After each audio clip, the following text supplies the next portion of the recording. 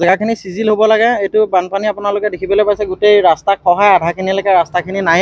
গতিকে আমাৰ অতি সোনকালে অসম চৰকাৰে কি ব্যৱস্থা কৰি পেলাই ৰাস্তাটো আমাক চিজিল কৰি দিব লাগে, যাতে ইয়াত দুৰ্ঘটনাৰ সৃষ্টি নহয়।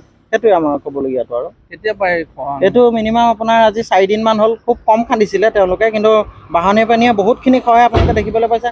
আধাখিনিলৈকে আনি শেষ। এতিয়া আমাৰ ইয়াত গেৰেজত কাম কৰিবলৈ ভয় লাগিছে, হয়তো চালি তালি জানত পৰি যাবও পাৰে।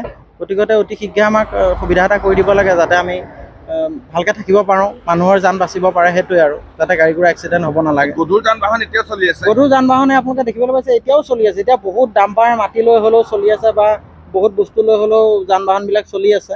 আৰু ৰাস্তাটো দেখিবলৈ পাইছে আপোনালোকে আধাখিনিলৈকে নাই। তল ছাইডটো দেখিবলৈ পাইছে, তলত নায়েই। এতিয়া কোন সময়ত মানে ৰাস্তা ভাগি পেলাই পানীত পৰি যায় গাড়ী, তাৰ কোনো ঠিক নাই। গতিকে অতি শীঘ্ৰে আমাৰ জেগাখিনি অকণ ভাল কৰি দিব লাগে। সেইটোৱে আৰু মানুহৰ জানো বাচিব লাগে।